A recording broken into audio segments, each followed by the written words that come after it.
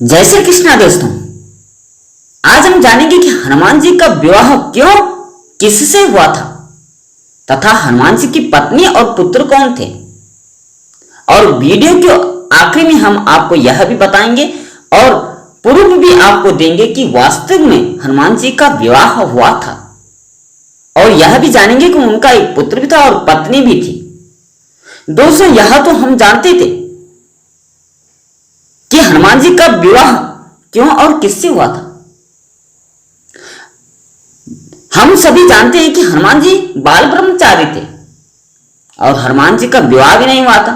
लेकिन प्राचीन कहानियों के अनुसार यह कहा गया है कि हनुमान जी की पत्नी भी थी और उनका एक पुत्र भी था, लेकिन फिर भी वे आजीवन ब्रह्मचारी ही माने गए। आखिर क्यों? तो चलिए जानते हैं कौन है वो हनुमान जी की पत्नी और पुत्र, क्यों करना पड़ा उनको विवाह, आखिर किस कारणवश उनको विवाह करना पड़ा जबकि वो आजीवन ब्रह्मचर्य का प्रण ले चुके थे, संकल्प कर चुके थे। पौराणिक कथाओं के अनुसार सूर्यदेव हनुमान जी के गुरु थे, परम शिष्य मानते थे हनुमान जी को। सूर्यदेव ने हनुमान जी को 9 विद्याएं देने की सोची, जो परम और तेजस्वी विद्याएं होती है। हनुमान जी ने 5 विद्याएं तो आसानी से प्राप्त कर ली, किंतु 6ठी विद्याओं को सीखने के लिए विवाह का होना जरूरी था, यानी उनकी पत्नी का होना जरूरी था, और तभी वो उन विद्याओं को ग्रहण कर सकते थे। अकेला व्यक्ति उसको ग्रहण नहीं कर सकता था और दोहरी अड़चन आने लगी। द्वारा संकट हनुमान जी और सूर्यदेव दोनों के अंदर होने लगा, क्योंकि परम शिष्य को ज्ञान देना एक गुरु का कर्तव्य होता है।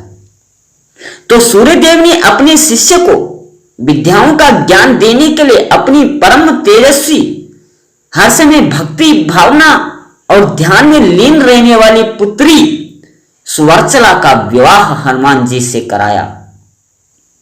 फिर भी वे आजीवन ब्रह्मचारी ही रहे। क्यों? क्योंकि सुवर्चला जो है वो शादी के दिन से ही हमेशा हमेशा के लिए तपस्या में लीन हो गई और हनुमान जी भी विद्याओं को सीखने में लीन हो गए, इसलिए वो आजीवन ब्रह्मचारी ही रही। लेकिन इसका प्रूफ भी है, वास्तविक रूप में हनुमान जी का आज तक आपने ब्रह्मचारी के रूप में ही हनुमान जी की मूर्तियां देखी होंगे, मंदिर देखे होंगे जहां है वो ब्रह्मचर्य रूप में ही है। लेकिन प्रूफ यह है कि आपको बता दें कि तेलंगाना राज्य में खम्मम जिले में हनुमान जी का एक मंदिर है जहां वो गृहस्थ जीवन में विराजमान है, यानी दंपति रूप में है, पति पत्नी रूप में उस मंदिर में हनुमान जी की पूजा आराधना होती है। और यह भी मान्यता है कि जो भी दंपति वहां चोला चढ़ाने जाते हैं, हनुमान सिंदूर चढ़ाने जाते हैं, हनुमान जी का भोग चढ़ाने जाते हैं, उनका दाम्पत्य जीवन सुख समृद्धि ऐश्वर्य से बीतता है। हनुमान जी अपने भक्त के सभी अड़चने दूर कर देते, उनका गृहस्थ जीवन खुशहाल कर देते, समृद्धियों से भर देते हैं। अब आपको बता दें कि जब हनुमान जी की शादी भी हो गई थी और पूर्ण रूप से वो ब्रह्मचारी भी रहे, क्योंकि सुवर्चला जो है वो शादी के दिन ही तपस्या में लीन होगी, तो फिर उनका पुत्र कैसे हुआ? इसमें भी पौराणिक कहानी है, क्योंकि वाल्मीकि रामायण में उल्लेख आता है जब राम लक्ष्मण को अपहरण करके रावण ले गए, हनुमान जी को चिंता होने लगी, क्योंकि परम भक्त थे श्री राम जी के। उनको चारों दिशाओं में ढूंढते रहे, आकाश में ढूंढा, फिर वो पातालपुरी में पहुंच गए। पातालपुरी में द्वारपाल बैठा हुआ था जिसका नाम मकरध्वज था, उन्होंने उसे रोक लिया। मकरध्वज ने हनुमान जी को पहचान लिया, हूबहू एक ही प्रकार के लग रहे थे, दोनों एक जैसे ही लग रहे थे, वानर रूप लग रहे थे। हनुमान जी को आशंका हुई और उन्होंने मकरध्वज से पूछा, अपना परिचय दीजिए। मकरध्वज ने कहा कि मैं श्री हनुमान जी का पुत्र हूं। इतना कहते ही हनुमान जी को आग बबूले हो गए। उन्हें कहा, तो मैं तो ब्रह्मचर्य हूं, मेरा पुत्र कैसे हो सकता है? तुम ये क्या कह रहे हो?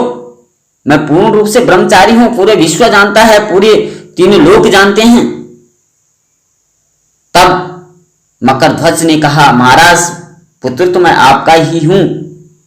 इसमें भी पौराणिक कहानी है कि जब आप लंका दहन करके आपकी पूंछ पर आग लगी थी, आप समुद्र के ऊपर से उड़ते जा रहे थे, तब आपके शरीर से पसीने की बूंद एक मछली ने अपने मुंह में निकल गया और उस मछली ने कुछ दिन में गर्भ धारण कर दिया और रावण के सिपाही जो थे उस मछली को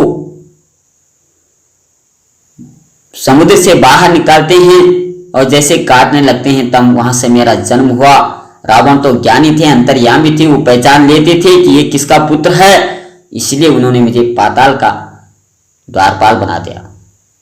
तो दोस्तों, ये थी संपूर्ण कहानी हनुमान जी के विवाह से लेकर के, उनके पत्नी से लेकर के, उनके पुत्र से लेकर के। तो इस तरीके से हनुमान जी का विवाह भी हुआ, पुत्र भी हुआ, फिर भी वो पूर्ण रूप से ब्रह्मचारी है। आशा है इस वीडियो से आपको कुछ न कुछ सीखने को मिला होगा। अगर आपको कुछ प्राप्त हुआ है तो लाइक से सब्सक्राइब जरूर कीजिए और कमेंट करना ना भूलिए। आज के लिए इतना ही। जय श्री कृष्णा, राधे राधे।